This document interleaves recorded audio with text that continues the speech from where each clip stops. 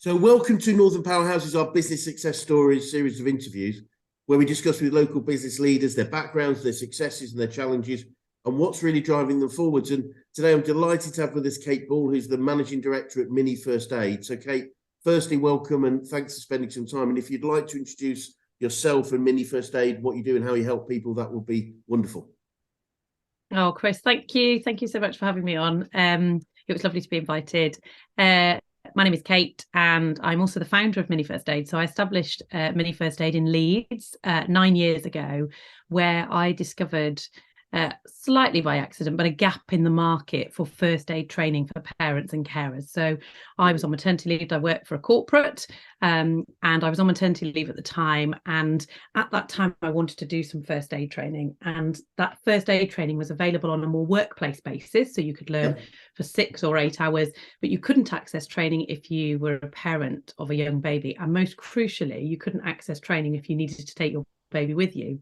And so it was one of those things that went, I've just got to do something here. My background is in learning and development. So I wrote a program, had it approved by the first aid industry body, and set out to train parents and carers in my local community just in emergency first aid. So what happens when you've had an accident to when the ambulance arrives, that gap that as parents and carers we have to fill. And that was 9 years ago. Launched the business in Chapel Allerton in North Leeds. And I guess you can say the rest is history, but basically what's happened from there is that I made a decision to franchise the business. We now have 70 franchises across the UK. We train over 1,000 families every week in first aid. We can literally say that we're saving lives, because we've had parents come to us and say that as a result of our training, that they've actually gone on to put our training into practice and have saved little ones' lives. And we've also embarked on a huge programme of educating children in schools and also adults in the workplace. So it's just been mental. But in the midst of that, I've also had 6 children. So along my journey, I've had 6 kids who sort of had to grow up or be born into me being an entrepreneur and running and learning how to run a big business. So it's been pretty crackers. Wow. But Mini First Aid is still very much in its roots, in the sense of it's still accessible first aid training for parents, priced at a point that parents can't rule out because of cost. And yeah, we've just grown bigger and better and more brilliant, I guess, as we've gone on. Wow, what a story already. I'm looking forward to digging deeper into it. So literally you're pregnant with your first child when you started, and all the others have come along since then. So I had in fact I'd had my first, and I was actually pregnant with second. And so yeah, and then the rest have come on through the journey, as in there are lots of photo evidence of me at annual conferences with 1 or 2 babies in slings attached to me whilst I'm presenting. It's sort of, they came on a road trip with mummy. I would go to expos, trade shows, all sorts of stuff, and they'd be like, who's that crazy lady over there that seems to have a lot of children in tow? And then we also featured on Dragon's Den, and I took my kids onto Dragon's Den with me as well. They go everywhere. Wonderful. Well, I guess the business you're in, that it fits, doesn't it? And it's right that you should anyway, but it fits. And how was your experiences of Dragon's Den? I believe you were successful, which is wonderful. We were.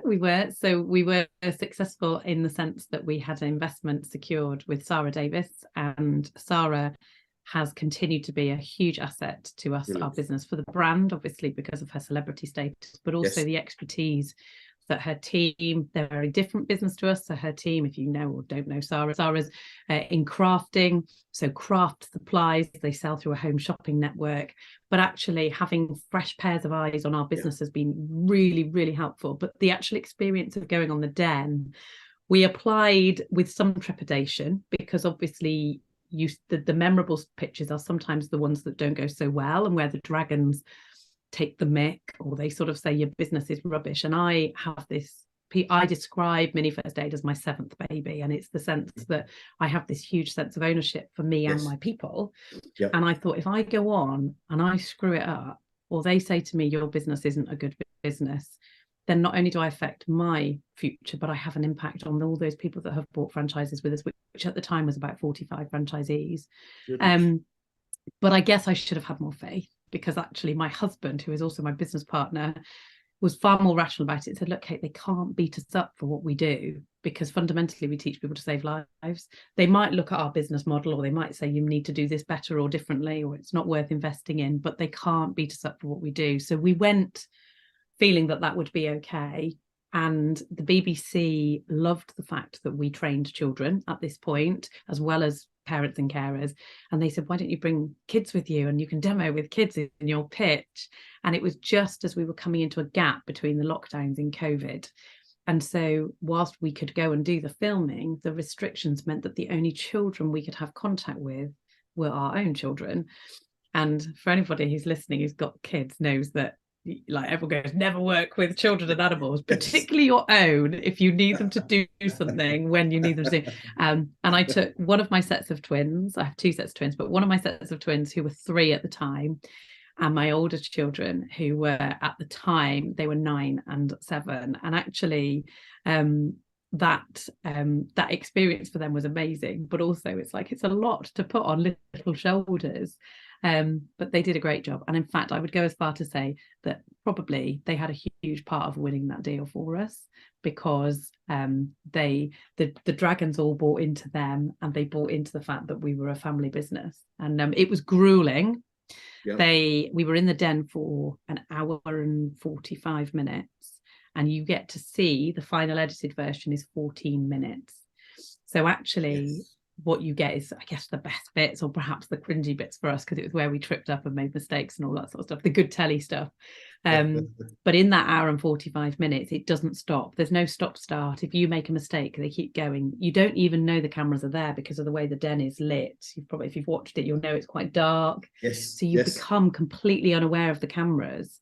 Right. And you're just talking to these 5 people who go through your business in that hour and 45 minutes with a fine-tooth comb. Wow. And if you don't know your business, that's the point that it becomes really apparent.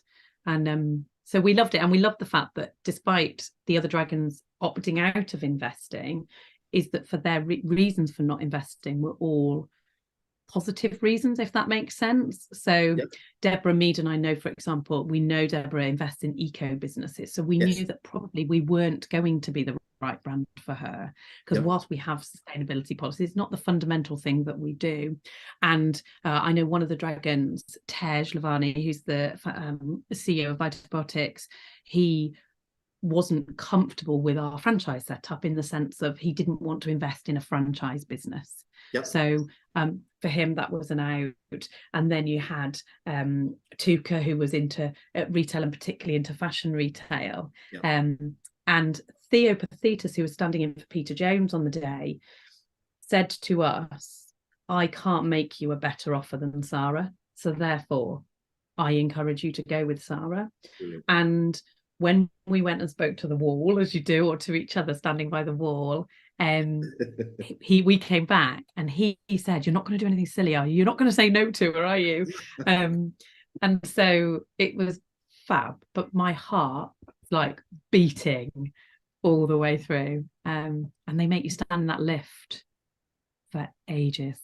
Ages. Oh, no. They leave you, they leave you in the lift for waiting, and I'm going and I'm, but like my heart is pounding listening. And the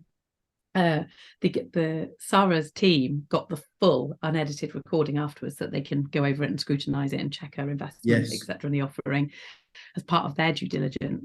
And Sarah's team were laughing with us when we first met them, because they said, did you know your microphones obviously are on, and we've got all of that recording?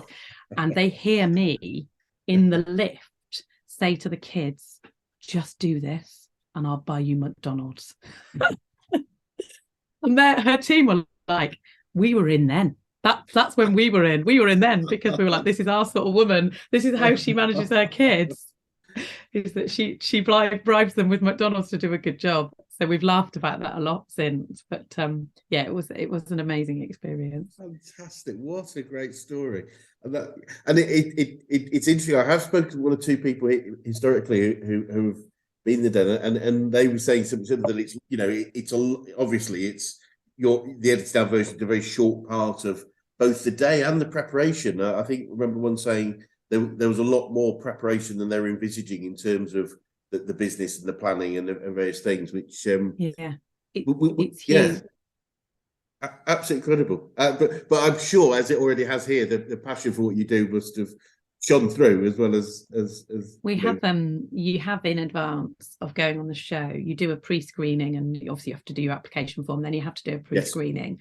And then the next thing you have to do is you have to form the due diligence, which is basically where you complete a huge pack. And I'm holding my hands like this because it is literally this lever arch file bursting to the seams with every document on your Yes. business, because obviously you're seeking investment, and in that respect it's the same as if you applied for a loan or any sort of business funding or backing.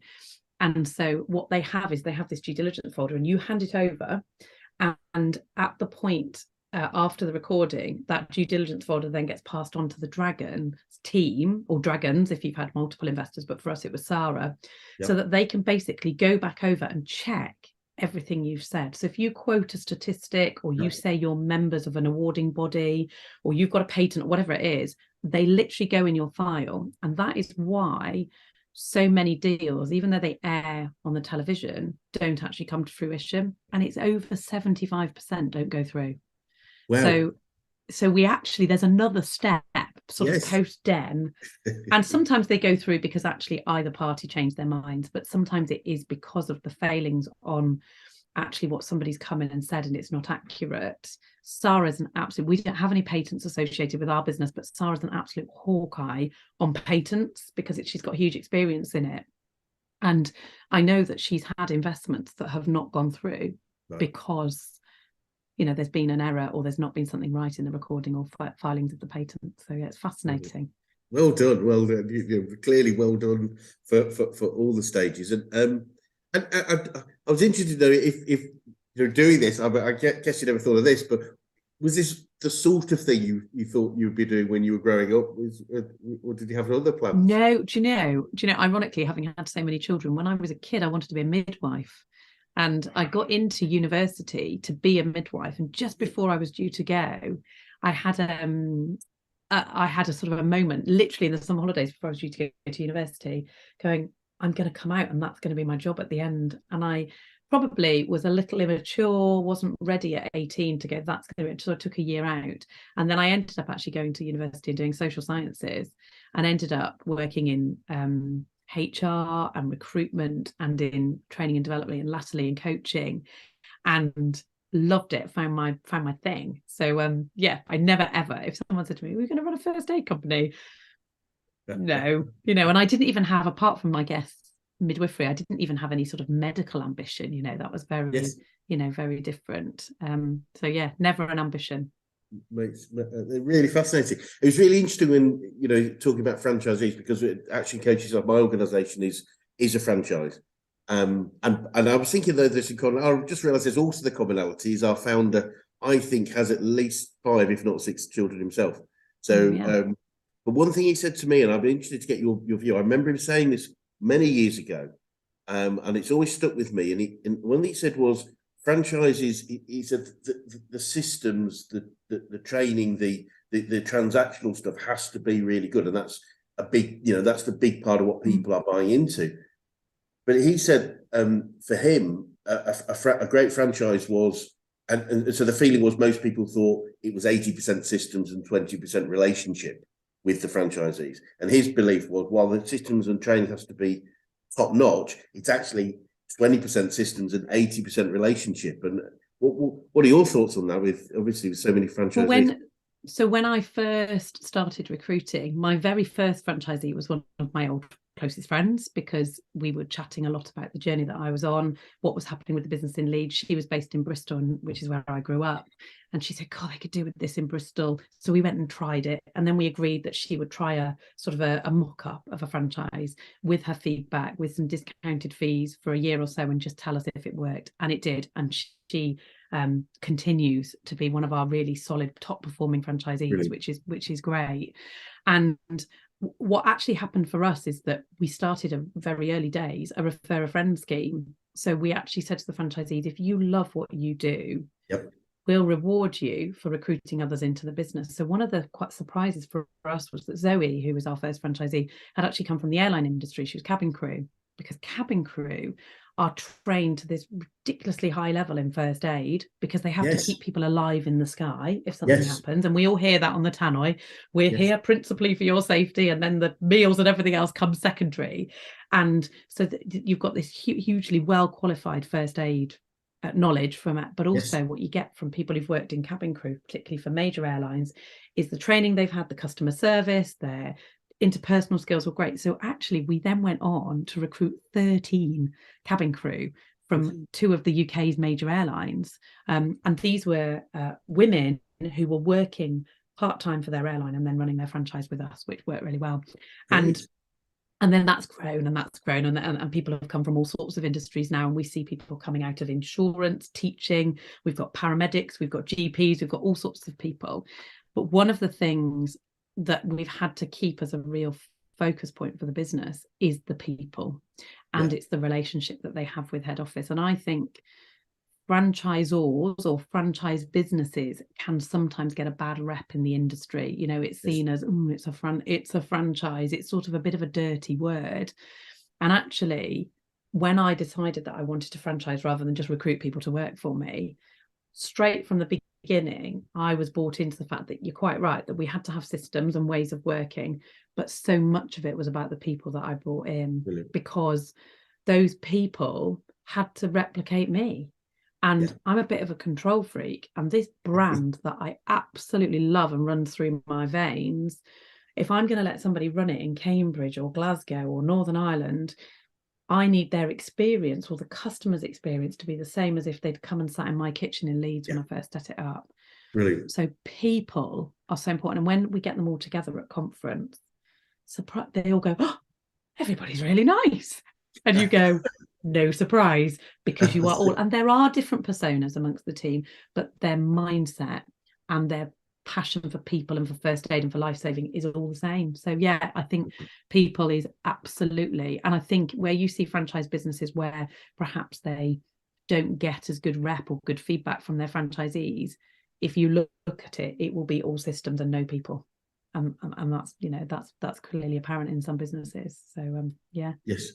Yeah, I really agree. I mean, I'm in the franchise business, which I'm really proud of, and part of a very strong culture and a very strong community, and that's what I'm proud to say that the franchisors have won awards many times over, but because of the people aspect, and I think the other thing is, and I think it's true of business in general, but I think the unsuccessful franchises often, it's what can I get from my franchisees, whereas the real successful ones, and mine would be one of them, is how can I deliver value to my franchisees to make them as successful as possible. Absolutely. And because their success is my success is their success, and vice versa. And it's and the statistics, I mean, for joining a franchise are very, very strong. So I don't know if you're aware of this, but general business success, unfortunately, is in the first 5 years of in the first 5 years, 80% of businesses typically fail in general, as a general statistic. Okay. And unfortunately, in the following 5 years, of the 20% that remain, further 80% will fail. But the statistics are reversed for franchises. The exact opposite. Only 20% fail, and of the 80% that decide, only another 20%. So joining a franchise is a very, very sensible thing to do for anyone that wants to have a solid, stable, growing business, in my opinion. Yeah, absolutely. And I think, for us, it's that we have the infrastructure within the business, which means that when somebody's joining us, they're investing in the systems and the process, and everything has been done for them. And also the power of the brand. So everybody's heard of us. We're already the name on parents' lips, that sort of thing, and all of that piece. But then it's this piece of just then going, right, we're actually going to take this individual and train them to be the best business owner they can possibly be. And actually, although I get in trouble with my team if I say when they leave, because obviously we don't want people to leave, but I always used to say that if people leave me or leave Mini First Aid after they've had their first 3 years of contract with us and they decide for whatever reason to go and do something else, I want them to leave as a better and stronger business person, that they understand marketing, they know how to do finance and accounting, they know how to manage teams, they know how to communicate and system, they know really, really strong first aid knowledge, all of those things. We don't want them to go and set up another first aid business, of course, but if they take that knowledge, and in fact, we had a lady who owned our whole franchise, who grew her franchise hugely successfully. And then what she decided to do is to leave Mini First Aid because she decided to go into business with her husband's electrical business. And together, with his skill in electrical work, but her skill in business management, they have got that business to absolutely fly. And Amazing. I feel that there's a part of us in that, and that we help curate that in her. Yeah. And you know, and it is that piece that you're constantly investing and developing in your people to make them better and stronger in their arena. Wonderful. So looking back over this amazing journey, what would you say some of the biggest issues you've had to overcome, Kate? So when we first started the business, or when I first started the business, and then in the subsequent years when it looked like it was just going to go boom, or started to go boom, and my workload and number of children was expanding at the same rate, some would argue, is that I had to recruit a head office team to come in and support me with things. And initially that was my husband Matt. So my husband Matt ran an events company, and originally I said, can you just help me a bit? And that was my famous last words. And he now runs the operations of Mini First Aid very successfully, which is great, because I think if I was left to that bit, it may have not done as well as it has done. But I guess the challenge for us has been that because we've had such quick growth, so we grew to 45 franchises very, very quickly, and then obviously we featured on Dragon's Den and then hit that next growth curve. And we're now at a point where we have just a handful of franchises left to sell to have full UK coverage. Is that when you move quickly, sometimes our systems didn't move as quickly as we would like. So the functional stuff, the website working properly, the social media support for the brand, the development of the franchisees. So what we had to do about 18 months, 2 years ago now, as we came out of COVID, is we had to grow our head office team, because we realised through pain really that actually we needed somebody specialist to come in and manage different areas of our business. And because of that, the pain for us has been that suddenly we've been hit by having to have salaries within our head office business. So actually, when we look at profit and loss and the cost within our business, and this is my very basic understanding, and Matt, if he was here, would tell me far better. But basically, you know, when you look at money coming in and suddenly everything was going, we were falling down, because yes, the business is in growth. People are going, oh, you must be flying. People assume that you're sleeping in a bed lined with £20 notes. If only that was the case. It was all going out the door in salaries. So that's been a big challenge for us. And we're coming around that because we've just had to look at performance and where we can have efficiencies within the business. The other thing, obviously, which I would imagine everybody you speak to, is that COVID hit us like it does everybody else. So in the sense that, and we talked about it before we came online, but we talked about pivoting. And, you know, we had a business that we used to go to people's houses and run first aid classes. And suddenly Boris Johnson says you can't do that. And you go, hang on a second, I'm self-employed, or my franchisees are. And also our franchisees, majority of them, not all, but most of them had young children. So they were also homeschooling. So we had a big piece of taking out management fees, of bounce back loans and all that time. And there was a point where we didn't know whether we would be able to come back. And yes, we'd taken some of our business online, but not in the same volume to which we'd had it in person. And although we didn't actually lose that many franchisees, and for the ones that we lost, we gained new ones, which was amazing. We gained people during lockdown, which we were like, what? Because I think people had got so switched off to what they were doing previously. But that, for us, still gives us the shudders. You know, oh my gosh, you know, it was, and we're still paying the price for it, because obviously we took out big loans to cover keeping the business operational, to which now we've been in the period of paying them back. And you look at the monthly figures and you go, God, what would we be doing now if we weren't paying those loans back? But, you know, we've got to do what we've got to do. So, yeah, it's been those two really have been our biggest challenges. No, makes sense. And, you know, it is reasonably common. I think there were one or two sectors that obviously did very well from that situation, businesses that were already online, significantly online, etc. But yeah, there was so much we all had to do. But we've sort of all done it, and it's moving forward, and there will be at that point when we're released from the from the shackles of the debt repayment, and every penny of debt repayment probably is potentially, well, it's already profit, but is cash flow, isn't it? So that absolutely will be. And so absolutely. What would you say are some of the biggest learnings you've had about business in general, Kate? I think for me, the big learning, I've learned everything, right? Because actually my background was in learning and development. So I've had to learn all sorts of areas of the business that I never, finance and accounting, yes, very basically, because it's managed by experts within our business that know how to use a calculator. But also, I think the big learning for me has been the whole franchise sector. So being a franchisor, what that requirement is, what governance we have to have as a franchisor.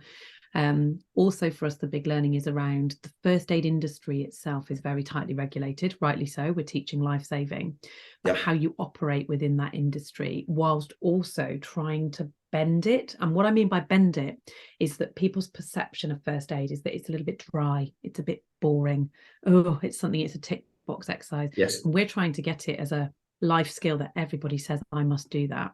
So to do that, we've got to make it more enjoyable. We've got to make it more fun. We've got to make it more memorable. But how do we do that in the realms, particularly in our qualification courses, of it still meeting the criteria of first aid industry body? So that's been a big learning experience. And I think for me, learning to network within my industry bodies and actually getting over that imposter syndrome of going, I'm just the mum from North Leeds with countless children that ran a business in her kitchen that seems to have done good, and I felt that I would go to conferences, sector or industry conferences, and go, what am I doing here? And so the big learnings for me is about that networking piece, but also being very strong in my conviction that I have a place there, and that, I might not know the answers to everything.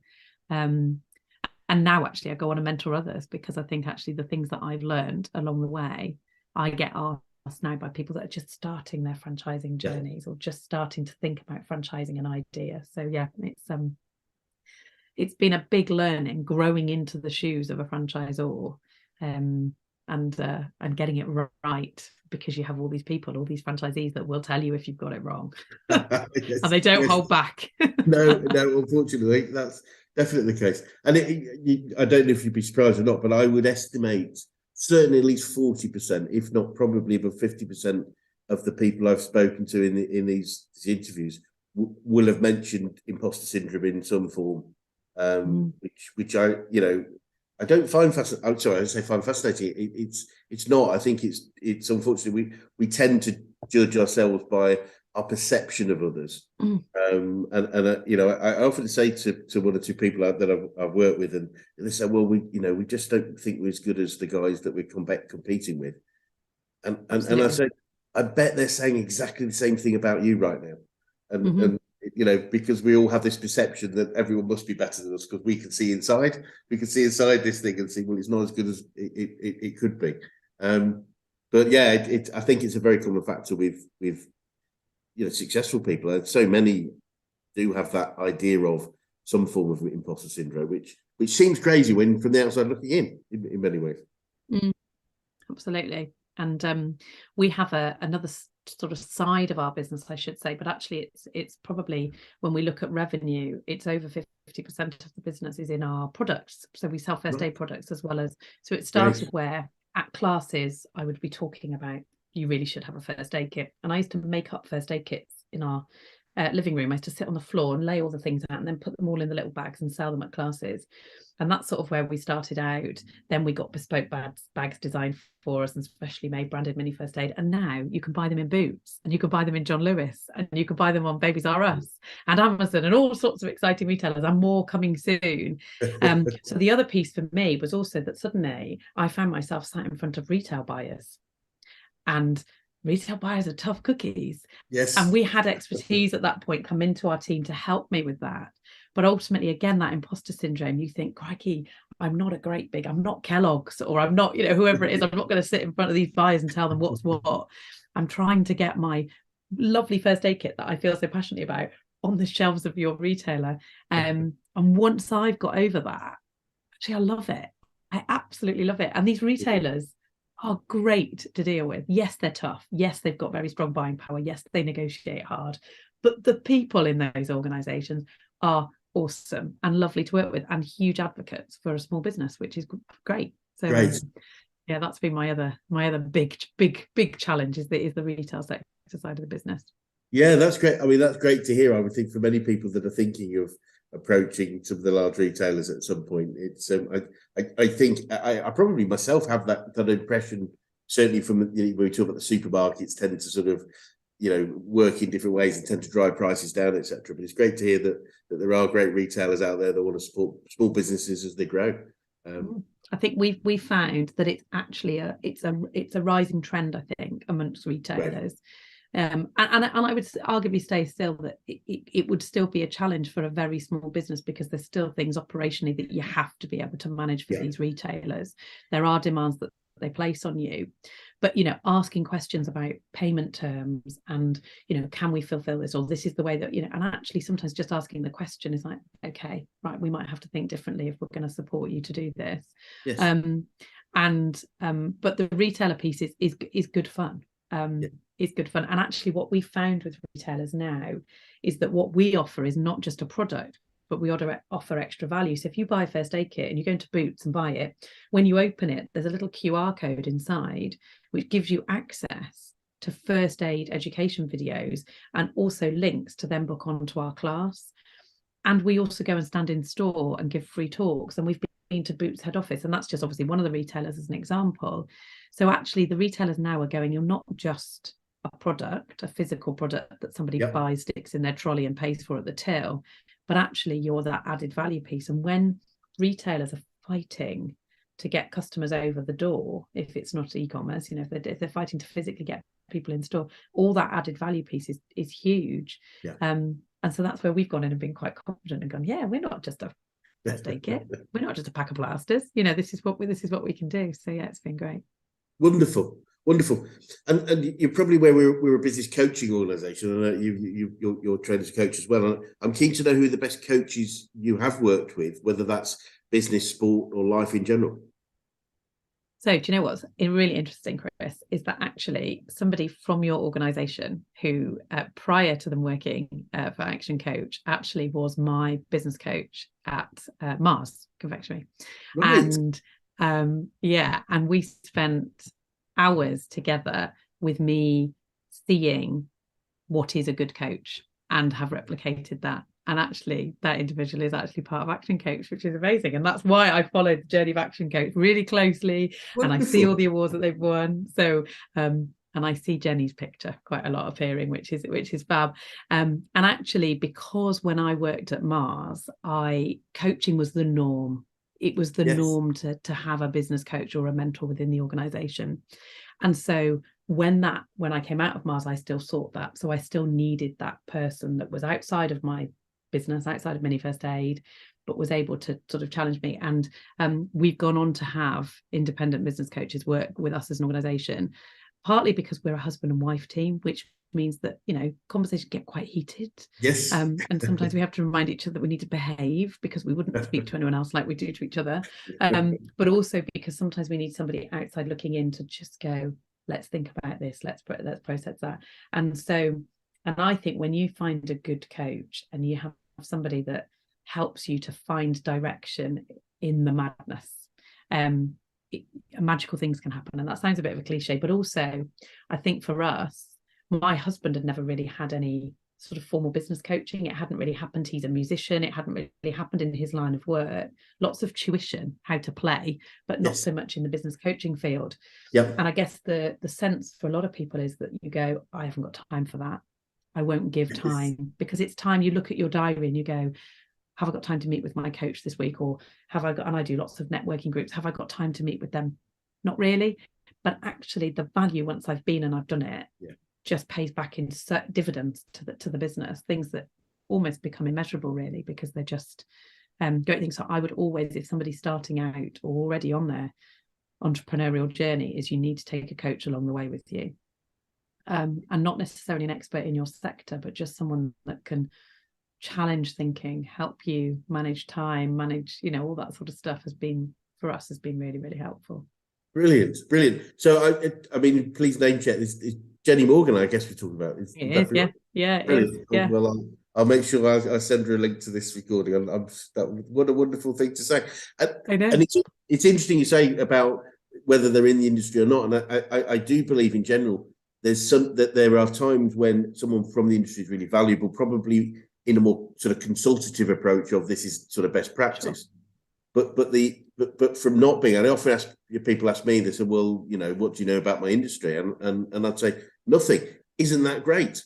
I'm going to ask you really simple questions that probably help, because sometimes it's the why question. Well, that's really interesting. But why do you do it that way now, given you've been doing it so long, when there are other options? And it can be a bit challenging, but yeah.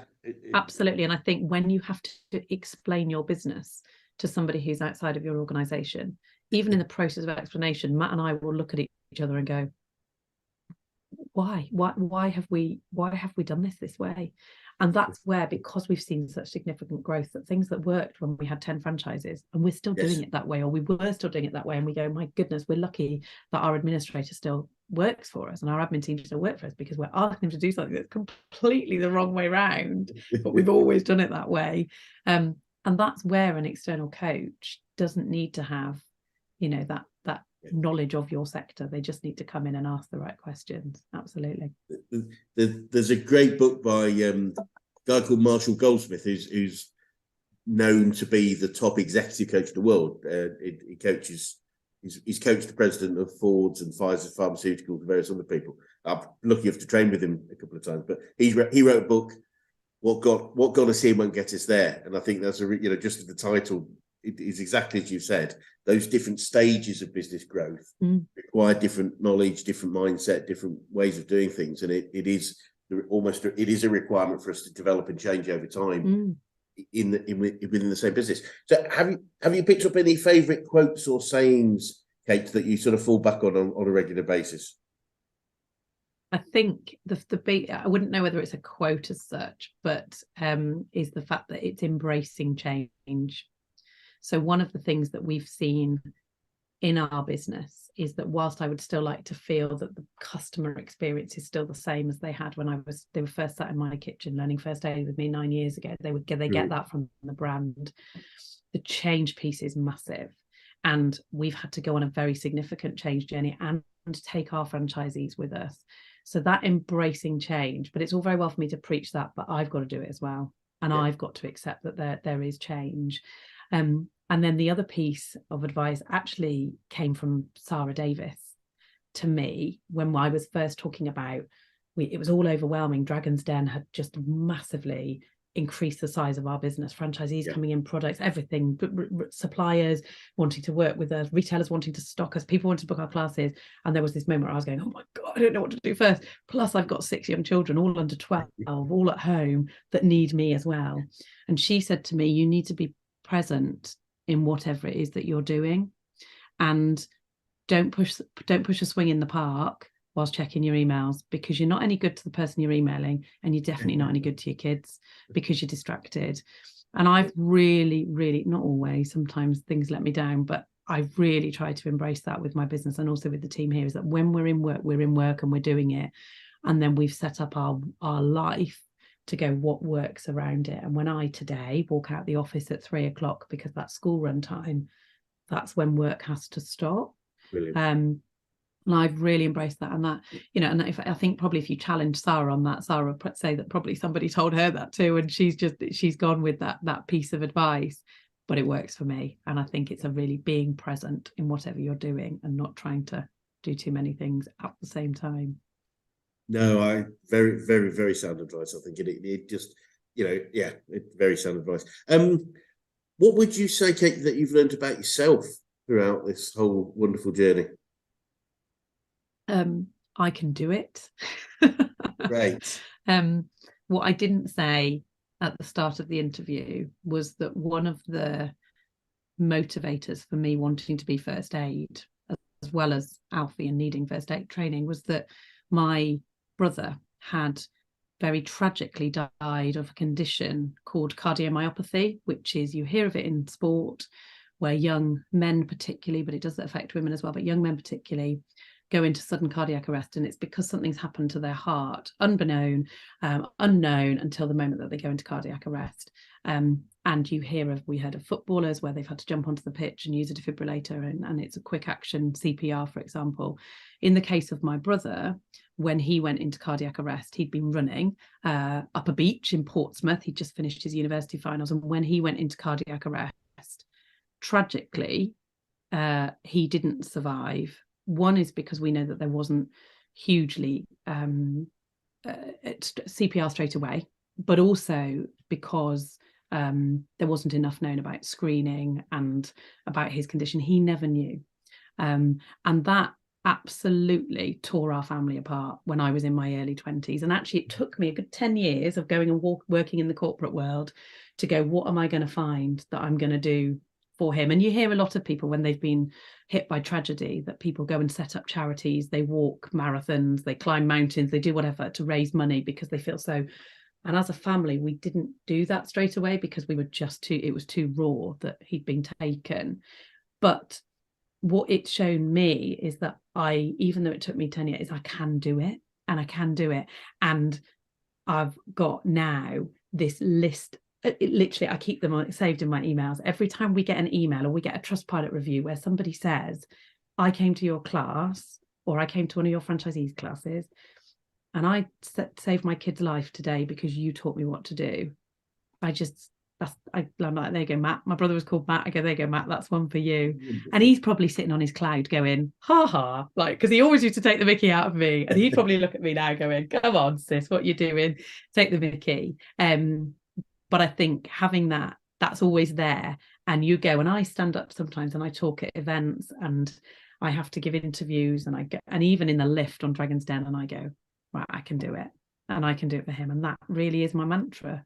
And sometimes it's really hard, and I'm really, really nervous, and I'm shaking a lot, and I don't want to think, but is that real conviction that, if you set your mind to it, you can do it. Wonderful. Well, wonderful story. Thank you. Thank you for that. So I guess sort of looking sort of forwards now, what does the future look like for you guys, and what challenges do you think you might face, if any? So I think it'd be naive of me to say there'd never be any challenges, because there always will be. We are nearly full in the UK, which is wonderful. Yes. But we also have to make sure we retain those franchisees, so we keep the UK business running effectively. And if people at a point where they decide to leave or to sell their franchises, that we've got people queuing and ready to come in, and more people. What we know in the UK is that there is much more opportunity for us for first aid training. So there's opportunities for bigger contracts, for more schools training. We trained 80,000 children in the UK last year. But when you say that there are actually 6 million children in primary school, then actually there's still quite a large piece that we've got to go at. So I think the opportunity is still huge for us. And again, people have babies every year. There's more babies being born. And so I think it was 660,000 babies born last year in the UK. So actually, every year there's new parents for us to train on that side of our business, and then more, the first aid, the qualification courses, etc. So the growth opportunity, even when we've got all our franchisees recruited, is still absolutely huge for us. Yes. And one day, I want to take this business elsewhere in the globe. That's the plan. Sarah Davis is jumping on the plane with me. We're so fired up for it. We've got a lot to do to get there, but that would be future long-term goals, is that's what we'd like to do. But we also very confidently have to make sure that our UK model continues to work and continues to flex, to pivot. We future-proof. You never know what's around the corner. Hopefully never another pandemic, but you never know. Yep. So we have that future proof. And the challenge is that, as a business, we are so visible because we're out there on social media, we're on LinkedIn, we're in the press, we went on national telly, and I continue to do bits on national telly. So there are also competitors coming and rising as well. Yep. And so we have to stay very sure on our footing, but we also have to keep our point of difference to competitors and keep ourselves as a market leader. So that's our ongoing challenge. Yeah. Wonderful. I was I'm a massive sort of business growth. I love any aspect. So I was hoping you were going to talk about overseas. So that sounds very exciting. Very, very early stage. It's one of those things where I'm not allowed at home to talk to Matt about business things after 10 o'clock at night. He goes, right, that's it now. Stop talking about work. And then I go, oh, I've just had this. What if we did this in Ireland, or what if we did this in France? And he just goes, right, okay, let's have a meeting. So, don't talk to me about it at 11 o'clock at night. So, yeah, I'm ambitious to live with, I think.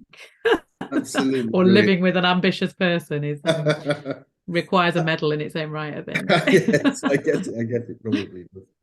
And what would you say to anyone that was thinking of going into business right now, Kate?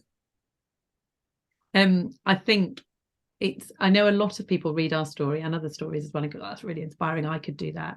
I think you have to have a business plan, right? And you have to know, unless you're doing it for the good of the world, if you want to make money, you've got to have a plan and you've got to know where you're going to make your money. Because so often I see people and I chat to people in the very infancy stages of their business and I just go, how does this work? How do you get paid? How do you, how are you going to, because a lot of people I meet are entrepreneurs who start and run a small business alongside other employment. Yeah. So if they're going to take the step and they're going to move away from paid employment, the security bit, that they've got to have something that replaces their salary initially. Yeah. And so many people say, oh, or I'm borrowing, or I'm thinking of putting it against the house. And I'm going, no, don't, and it's that firmed up. I almost see it like, if you've got a business idea, almost prep for it like you're going to go on Dragon's Den, even if you don't. It's not for everybody, but prep like you were going to. Be prepared to be scrutinized, and also be brave enough to go, this isn't going to work. And actually, I'm going to hang that idea up. And if you're an entrepreneurial person, if that's not the right idea, you'll find another one. Yes. But I would also encourage people to do it, because there are so many positive stories. There are so many coaches. There are so many support networks available for people starting businesses. The financial houses like entrepreneurs. There's grants, there's funding, there's training. So go for it, as long as you've got a solid financial model. Yeah, brilliant. It's a really good, very valuable point. And a lot of people have talked about planning and know your market, etc. Because you almost start it with a view to pitching it to somebody, because that will bring out and to anybody. Funny enough, I've working with a client in his second business, and the first business has already been run by somebody else. And I've said I've got a friend that's a very sort of super whizzy FD type, and I'll throw the business plan over to him as a totally cold, unknowledgeable person, just to deliberately try and pull it apart, not from a malicious point of view, but if you pull it, if you try and pull it apart and you can't, then it should be fairly Absolutely. static. No, wonderful. And if you started again, Kate, is there anything you might do differently? Anything significant you might do differently, do you think? Oh my gosh, I don't think so. There's no big regrets. There's no big regrets. I think. Great. I think I don't know. I genuinely don't know. I genuinely don't think that there's been little situations that we've had within the business, or people, or things that I've looked back and gone, oh, I don't know if I managed that as well as I should have done, and I've just had to hold my hand up and go, I'm still learning as I go as well. And I sometimes have to do that with our franchisees. But is there anything I'd do differently? I don't think that makes me sound overconfident, doesn't it? But I don't think so, because it's been such a learning curve. Yes. And we've learned as we've gone. Yes, okay, I look back at the website and some of the tech that we had and gone, that wasn't fit for purpose. What on earth did I do that for? But I didn't know that until I got there. No. So I think probably we would stay as we are. And I think maybe if I ever opened another business, that I would go in with so much more knowledge. Yes, of course. But whether I'd change anything, I think probably not. I think it's just lovely. Yeah, no, it's great. It's of all the questions I often ask people, I think this one isn't designed to be a trick question, but it probably is, because one of the thing I believe about it, and many people say, is, look, for all the goods and the challenges and the successes and the knockbacks, that's all got me to here. And if we like here, then any of those changes, the whole sliding door idea of any of those changes, if we'd have made them, might not have got us to here. And so it's an interesting point. And the learning, I mean, Brad, our founder, one of the things he said to me a long time ago, which has always stuck with me and I think is really powerful, is that he says that he's as successful as he is, and he is because of the mistakes, all the mistakes he's made, not despite them. And I find that really interesting, that it's that willingness to make mistakes that does stand people out, and accepting that situation, because for many people, many of us, it's the fear of making mistakes that holds too many people back, I think, often. Absolutely. Sarah said to me, don't ask for permission, seek for forgiveness afterwards. And Yes. it's that piece of going, actually, I'm going to do this, I'm going to be bold, and if I've got the wrong call here, I've got it wrong, I'm just going to say sorry afterwards, because that's not not the intention. And I think that's really powerful, in that with our franchisees, we sometimes have to say, we're learning with you. We have to have their trust, because they're invested in us. They bought a franchise. We don't want them to think that in any way we're wasting their management fee or their investment. But we've just had our conference last weekend, and my presentation, my keynote on the Saturday morning, was about the fact that we'd just done a big survey amongst the business and asked for their feedback. It was a work buzz survey. Now, we scored 94%, which is like, wow, amazing compared to what some franchise businesses receive. So we've got this wonderful satisfaction rating, but even within that, there was criticism and feedback. And so actually what I needed to say to the franchisees was, I've got that feedback, I recognize what it is, here's what I'm doing with your feedback. And they love it. And they love that, because I've said, look, you've made a really good point here. Yes, that's not right. And me as the founder and as part of the management team of the business, this is what we're doing with your feedback. We can't take every piece of feedback and change things, because some things are just personal things.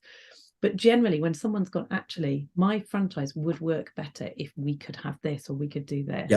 And I go, right, brill, we'll learn from that. And here's what I'm doing about it. And the franchisees will then embrace that with you, which is, has been really positive for us. Yeah, absolutely. And I would say, I think that's common in our franchise. I think that the people do give, we do give feedback on a regular basis. We've got a very high, success popularity rating, but they do take those things on board and make adjustments, and it's great to hear, great to see that happens in general. So finally, and I'm really interested, given this amazing story that you have, what would be the best advice you would give an 18-year-old you if you could go back in time and do so, Kate? Oh my gosh. Probably something to do with contraception, actually, I think, with the number of kids we've got. Never mind my work life. Goodness me.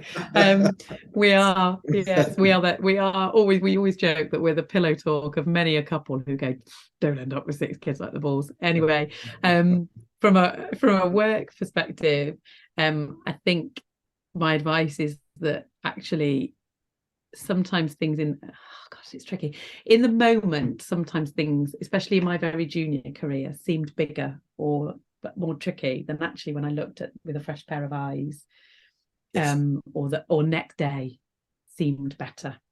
And I sometimes find myself now coaching members of my team to say, let's think about that, and let's look at it differently. Perhaps let's just look in the mirror and tell yourself, what you think we should do.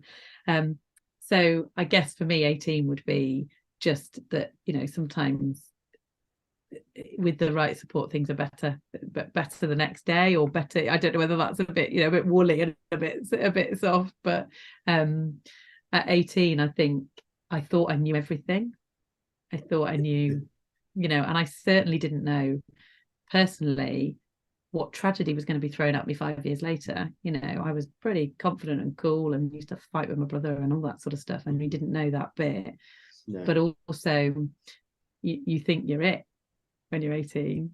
So we're not going to burst that bubble for young people, but but actually saying that there's loads of experiences that you learn from, and it's my mum's phrase, it's the rich tapestry of life. That as you go through life, you go through work and business, all those things, all those situations, good, bad, difficult, ones that make you cry, ones that make you really cross, are all part of that tapestry to shape you as a leader of a business for the future.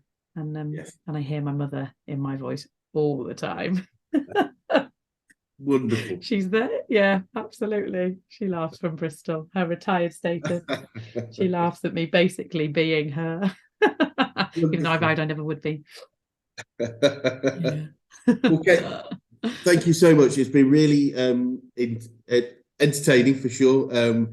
Interesting and inspiring too. I mean, what a great story and what a great success that you've made of everything. And it would be great, you know, obviously we've talked about the future, maybe swing by in 12 months and just see how close we are to jumping on that plane, perhaps, or absolutely what you've achieved. If that's it. We'll Zoom because I'll be from somewhere else in perfect. the world. But I might be too. Exactly. We'll travel together. We'll chat on the plane. That would be brilliant. Brilliant. Well, thanks once again. And just before we go, if anyone would like, anyone watching would like to get in touch with you or Mini First Aid, what would be the best way to do so? So the best thing to do is if you're on socials, it's at Mini First Aid on your chosen platform. So you can have a look for at Mini First Aid, and that way you can reach us through contact forms and commenting and what have you. And then through the website, minifirstaid.co.uk shows you the full team. If there's anyone particularly in our team that you want to talk to, and if it's from a training perspective, we introduce you to local franchisees. If it's that you want to know a bit more about me and the business, we want to talk to us at head office level. If you drop on the website and it gives you all the contact details there of everybody there, and I'm sure that I'll be tagged on LinkedIn as well, so you can always reach out to me through LinkedIn. I love a good natter with people, so I'm always happy to share any experiences, good and bad. Brilliant. Well, once again, thanks so much, and yes, it'd be great to talk again in the future. Lovely. Thanks, Chris. Thank you.